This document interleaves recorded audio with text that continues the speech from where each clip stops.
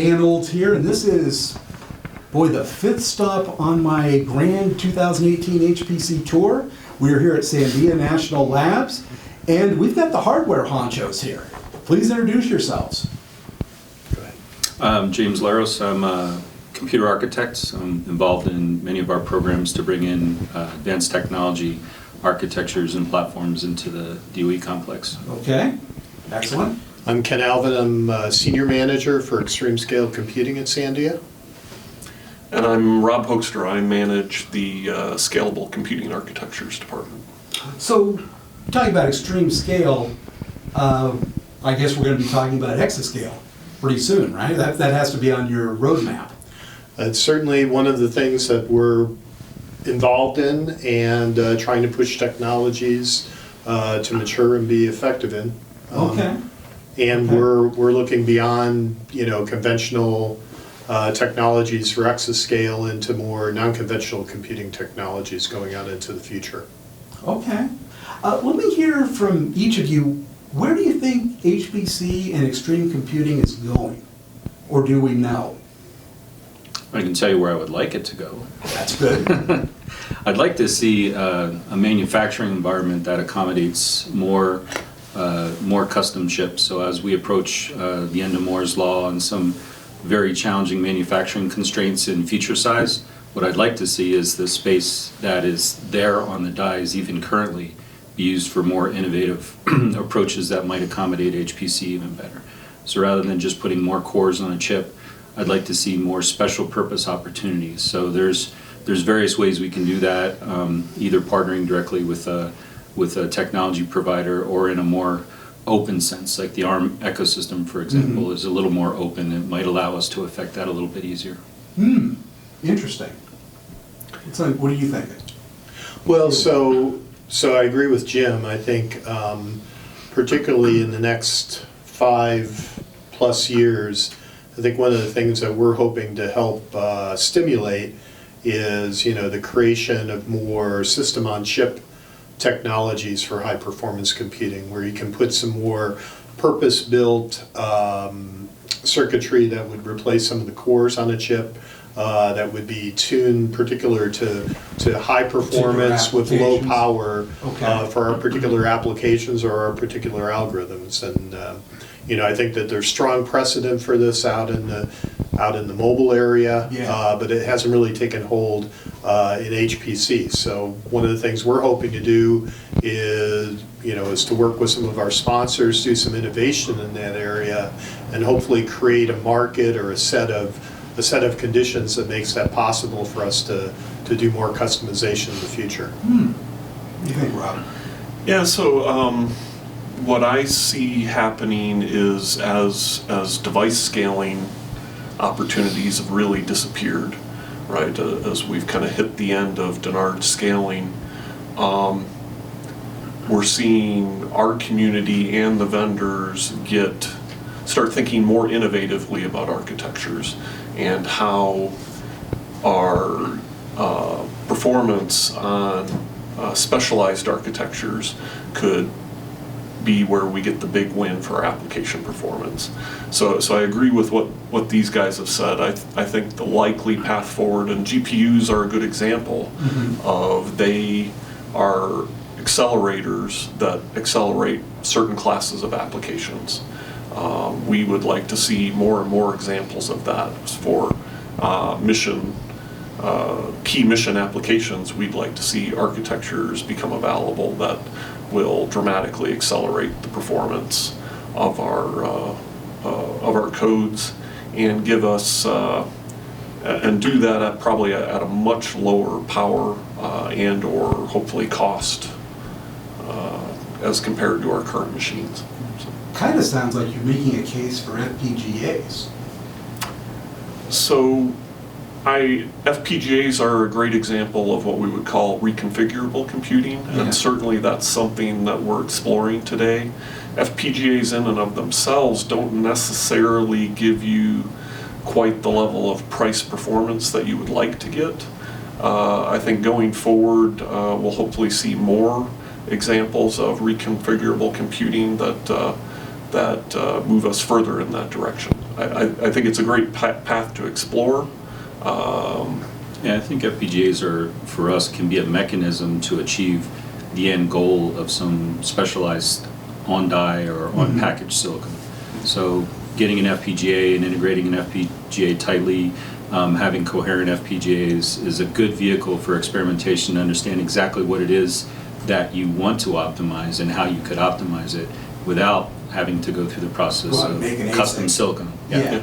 So Yeah. it's really a nice vehicle from that aspect. Yeah. Right now, the programming models, though, are really a stumbling block for us for FPGAs. Yeah, that's certainly one thing. The programming models for FPGAs are not at all user-friendly for us. The other is that, Well, I think- they're using C and C++ in some of them now. They're just starting to. Yeah. Just started to, And yes. you really are It's not still a little you're really not exploiting the full power of the FPGA right now, or Unless anywhere you're close. writing in one variable. Unless you Is go that down what it to an is? RTL level. OpenCL in the past was one mechanism, but that's Okay. just really not something that we do for our applications. So We may get there. Bar's too high. Mm. And it sounds like ARM would be a very good vehicle for you guys to use in custom configuring it. Yeah. To your And needs. We could literally just do it ourselves. Yeah. As long as we were willing to, assume that cost. But it's quite a lot easier to partner with somebody when the basic ecosystem is open. Mhm. And, we can basically just say, hey, we've already done all this work. We would just like you to add this on package or on die in one of your next iterations. And there could be many ARM producers in the future versus a single producer of one technology or another. So it opens up a lot of possibilities. Yeah. And if you think about it, the ARM community has been very focused on mobile devices Oh, yeah. and heavy package level integration of specialized accelerators, different forms of acceleration, video acceleration, things like this that you'd put in a cell phone, but they have a lot of experience in that space. So if we want to go in and say, hey, I want multiple chiplets in a package, an ARM provider is much more used to doing that type of manufacturing. Mhm. To your previous question, or this question, one of the things we're actually seeing some movement in that's a really good thing for us is memory technologies. So if you think back, the last time we actually had a bump in memory technologies is when the memory controller was brought into the die. Yeah. Back, AMD did Long that time ago. long time ago. That's So- Optimon, early Optimon. Yeah, exactly. Yeah. So we're looking at a really long time, but now all of a sudden we're seeing the opportunity to have additional memory channels, HBM on package, other That was innovative AMD approaches. Again, with 8 channels versus Yeah. 6. Well, Yeah. I don't know. So the first chip that came out that way, did AMD release one prior to our ARM chip? I'm not sure about I that. think it was Epic. It's close. Epic. It's close. I think it was Yeah. Epic, though. Epic Yeah. is, yeah. Yeah, our current ARM chip has 8 channels per Yeah. socket. So And that's a nice bump it is in memory bandwidth. Yeah, it sure is. But I just came from Los Alamos, and Gary Greider was decrying that memory bandwidth is just not accelerating Right. like anything else. Right. And Yeah, so move Yeah. towards a more balanced architecture is a very good thing for us. The one thing that, I personally don't see improving that actually is a problem for some of our codes is latency. You kind of can't get around the speed of an electron, right? So how do we improve latency? You can't do it by improving the physical latency. So there's going to have to be methods of widening channels, parallelism to just be able to kind of hide the latency and other things. we're going to have to take those sorts of approaches in the future. So Interesting. What do you have here system-wise right now? we are in the process of standing up Astra, which is an ARM-based supercomputer. And that's I want to say is it the first ARM-based supercomputer of this size and scale? Depends how you define it. Well, certainly of this size and scale. Right. Okay. I mean, I know Mount Blanc is in Barcelona Right. Supercomputer Center. They've been working for a decade on ARM. Well, But they're not making this big. No. in the UK as well. Yes. But yes, There's we're, Isambard in the UK as well, is another Yes, large system. exactly. So- I forgot about But that. ours is significantly larger than either of those. Yeah. So- yeah. And what's it come in at? From the How many host perspective, or? Petaflops? So its theoretical peak is 2.3. Okay. So far, we can say that we've exceeded a petaflop in our testing. It'll be announced next Tuesday where we appear on the top 500 list for both HPL and HPCG. Excellent. We got some very good numbers for HPCG that are representing what we think about this architecture being a little bit more, or quite a bit more efficient for our types of applications. Oh, really? Yeah, so HPCG is a better representation of what we might see when we actually use our applications on a platform. And HPCG is really much more representative of everything going on today, isn't it? Certainly in our matrices. field, yeah. Yeah. It's certainly much more representative of, the kinds of engineering and physics applications, Yeah. types of solvers, types of algorithms we use. Well, and I think Mike Carew, who developed HPCG with Jack Dungara and others, he tends to frame it as it's kind of at the limits or the bounds. It's a bookmark. Yeah, Yeah. high performance LIMPAC is compute bound, heavily compute bound, dense algorithms, while HPCG is much towards the other end of being memory bandwidth bound. So if you think about it, most of our applications, a lot of our applications are closer to being memory bound than compute bound, but we run the spectrum depending on, so they give you kind of these bounds. Yeah, and as Jack has said before, that HPL is about the best you're ever going to see out of your system. HPCG is about the worst, and your real mileage will be somewhere in the middle. Although I would say probably if you look at the average type of efficiency we get with our codes, it's probably much more similar to the efficiency we see with HPCG than Much closer what to we that see with side of HPL. of the bookshelf. So I think most of our codes are kind of biased more towards the HPCG end of the benchmark results than the HPL. So.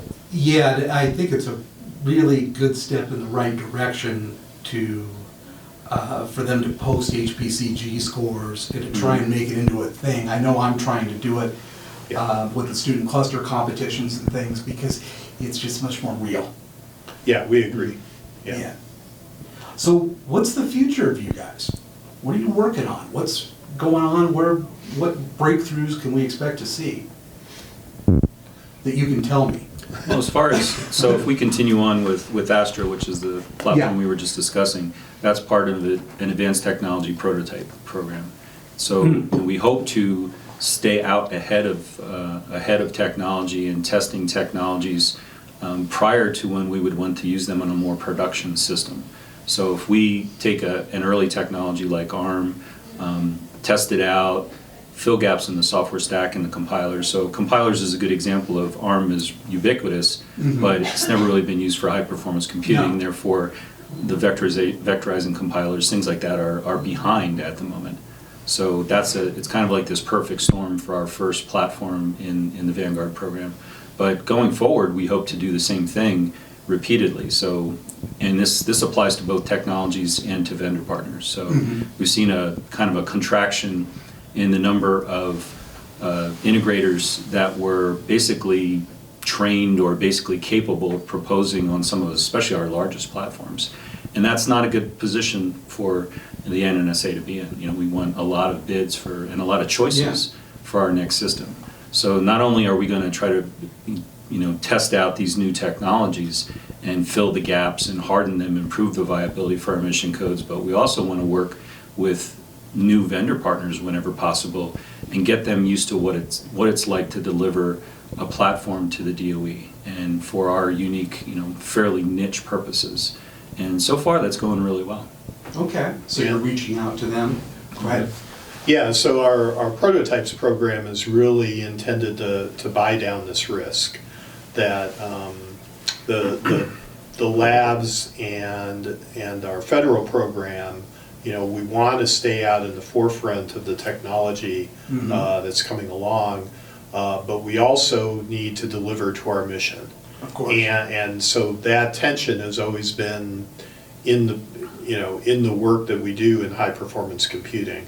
And so our intent with the prototypes program is to be more intentional of bridging the gap between the early technologies that we can explore through small test beds and the kind of, large scale, large investment platforms that we do. And so with a more modest investment, we can really close some of the gap in terms of the risks that we encounter. And it could be the development tool chain, system administration and tools, lots of things through the software stack, as well as satisfying ourselves that the technology is the hardware technology is mature enough, and then that we can get an opportunity to test our codes out at scale. Maybe not at the most extreme scale that you would see with an exascale machine, but sufficient scale that it's sensitive to the to the readiness of the interconnect network, what's happening on node, and so forth. And so, that's what we're doing with Astra and with our prototypes program, and our intent is to move forward along those lines. And that's I think one of the great values we can give back to the broader community is to try to, bring some of these technologies to production and to having impact much sooner as a consequence of doing this. And to kind of foster those new technologies. Right. And provide, some ability to bring the companies that are beginning these investments, to provide them with some opportunities to begin to move them forward in the marketplace. That's a very important role. Yeah. Yeah, and to reiterate, we've had a lot of success with our advanced architectures testbeds program, which is a much smaller scale, from a few nodes to maybe a rack scale. And this prototype effort, these moderate scale systems are an attempt to then bridge that gap and say, oh, okay, we've explored this very advanced pre-release technology with a vendor. Now we want to make it viable for a $100+ million procurement by DOE or one of the other agencies in reality. And the test beds have been a great stepping stone towards that. It's given us a place to work with the vendors and explore these early technologies, and played a big role in our decisions for the Vanguard program. We had very early ARM-based hardware for years prior to making the decision to pursue it as a part of the larger Vanguard Astra system. So. Interesting. Yeah, you could make a direct tie with our FPGA example. So we would probably first attack an FPGA in the testbed program with a few nodes and really kind of work things out. But as we matured that and made decisions, because that's where we see the opportunity to get the greatest leverage and the greatest impact, as if we partner closely with that much larger community. So. Very much part of the mission. And I guess the other comment I'd make is, we didn't talk that much about software, but I think that's an often neglected software. Who cares? No, you're right. The complexity, diversity, and disruptiveness of all of the new computing technologies that are coming along that have potential use for HPC. Really, I think we look a lot toward system software and software stack advances to try to make those things really viable for us, Sure. Because oftentimes the way these things are initially delivered or, made available to us are just like the FPGA example that we gave earlier. They're not at all user-friendly, and if we don't work the system software pretty much in tandem with investing and working with vendors on hardware, then we're really not tapping into the potential of these new technologies at all. They all have to have an ecosystem. And all of these things are extremely disruptive to our end user application code. So we've got to build that trail or tiers of the software stack that make those things really viable to be used by somebody writing a physics code. So. Yes. Absolutely, and you're not going to have successful hardware unless there's an ecosystem for it. Exactly, yeah, and so, with Astra, that's been, really a strong focus of the work that's going on, working with the other laboratories. It's not just about putting the hardware on the floor, but it's also working pretty large software environment effort. I would imagine. Yeah, with one of the big goals being shrinking that time between when the platform hits the floor and when it actually really starts showing significant value to mission workloads. Right. Yeah. Right. Yeah. Yeah, and there's so many aspects of that. I mean, some of it the laboratories can address, which we're doing with our ATSE program. It's an Advanced Technology Software Environment Program. And we expect that to live beyond the ARM architecture, but right now we're addressing the gaps in ARM.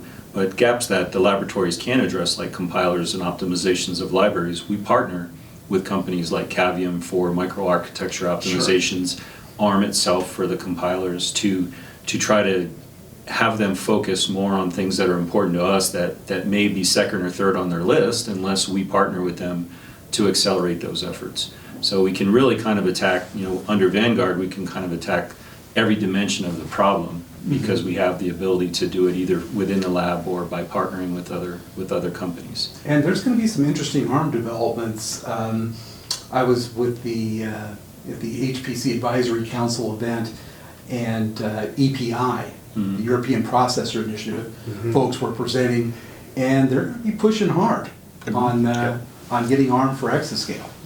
Well, and there's of course the next Riken system, the post-K system, Yes. coming up soon as well. So, Yes. and they've already announced their ARM-based architecture for that Yes. system. Right. So interesting things afoot. A lot more diversity and heterogeneity in your hardware choices. That's why we have Yep. brave men like you going through those hardware choices, putting them in a test bed, figuring out what's viable, what's not viable. It's a work that has to be done. Yep. Brave, crazy. I feel like this is It's a blurred line. point to drop the mic. Well, on that note, thank you for taking the time to talk to me and participate in the grand 2018 HPC Road Trip. And we will see you in Dallas. All right, Okay, thanks. Thanks, Dan.